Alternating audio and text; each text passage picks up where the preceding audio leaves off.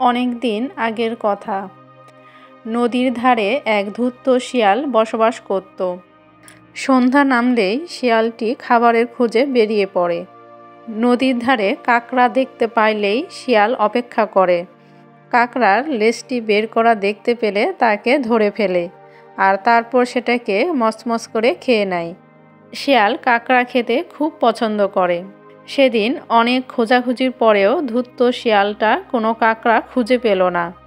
জোয়ারের পানি সব কাঁকড়াগুলোকে ভাসিয়ে নিয়ে গেছে। কাঁকড়া না পেয়ে সে ভীষণ দুশ্চিন্তায় পড়ে গেল। সে চিন্তা করতে লাগলো, তার কপালে মনে হয় আর কাঁকড়া জুটবে না। কাঁকড়া না জুটলেও শিয়ালটি কিছুক্ষণ পর দেখতে পায় তার সামনে দুটো নেংটি ইঁদুর দাঁড়িয়ে আছে। নেংটি ইঁদুর দুটির মা তাদের কাছে নেই। শিয়াল তাদেরকে দেখতে পেয়ে আর লোভ সামলাতে পারেনি। কাঁকড়ার চেয়ে ইঁদুর যে আরও সুস্বাদু। শিয়াল চুপি চুপি নেংটি ইঁদুরগুলোর কাছে এগিয়ে যায়। মনে মনে বলতে থাকে, বাহ, ইঁদুর ছানা দুটি দেখতে খুব সুন্দর। ওদের খেতে পারলে আমার পেটটা ভরে উঠবে। আশেপাশে ওদের মাকে তো দেখছি না, এই তো সুযোগ। হা হা হা। এ কথা বলতে না বলতেই শিয়াল নেংটি ইঁদুর দুটোকে খপাত করে ধরে ফেলে। নেংটি ইঁদুর দুটো ভীষণ ভয় পেয়ে যায়। মা মা বলে চিৎকার করতে থাকে। তাদের মা ছুটে এসে দেখে তার বাচ্চাগুলো বিপদে পড়েছে, কিন্তু সে কিভাবে তার বাচ্চাদের বাঁচাবে। শেষমেশ তাকে ধরে ফেলবে ভেবে মা ইঁদুর আর তাদের বাচ্চাদের কাছে আসে না। বাচ্চাদের এমন বিপদ দেখে সে শুধু আফসোস করতে থাকে। আমি তো ওদের জন্য খাবার আনতে গেলাম, এখন আমি ওদেরকে কিভাবে রক্ষা করব? নেংটি ইঁদুরগুলো ছোট্ট হলে কি হবে, ওরা বেশ চালাকও ছিল। ওরা শিয়ালের এত কাছে থেকেও খুব একটা ভয় পেল না, বরং কৌশল খুঁজতে লাগলো। শিয়ালের সঙ্গে কথা বলে কিভাবে বোকা বানিয়ে নিজেদের উদ্ধার করা যায় তাই ভাবতে লাগলো। আচ্ছা শিয়াল মশাই, এত কাঁকড়া থাকতে তুমি আমাদের চেপে ধরছো কেন?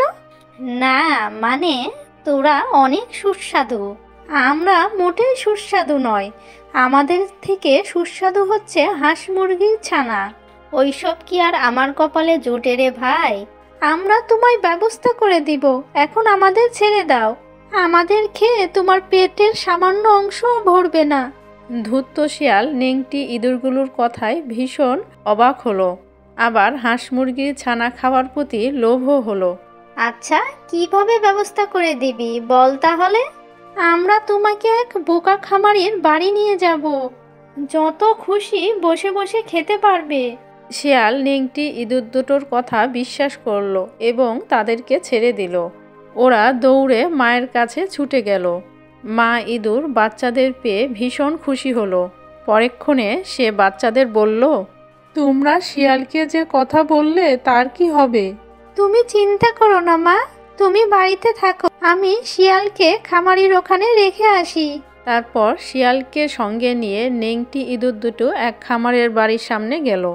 শিয়াল মশাই, ওই দেখো কত হাঁস মুরগির ছানা, তুমি ইচ্ছা মতো সেখান থেকে ধরে খাও। এত হাঁস মুরগির ছানা দেখে শিয়াল তো ভীষণ লোভে পড়ে গেল। একবারও সে তার বিপদের কথা ভাবল না।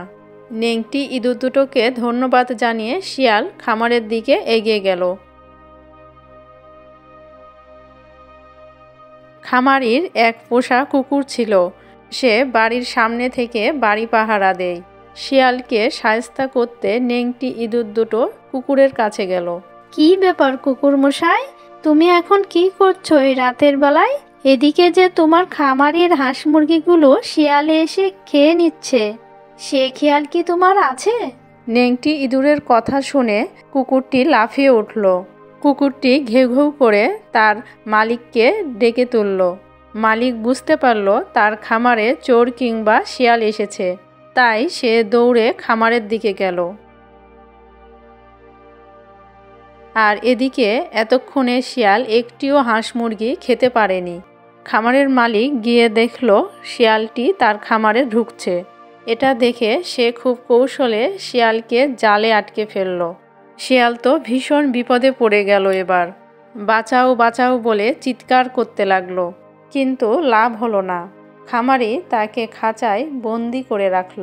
খাঁচায় আটকে পড়ে শিয়াল মনে মনে বলতে লাগলো, আমি এত চালাক হয়েও সামান্য নেংটি ইঁদুরের ফাঁদে পড়লাম।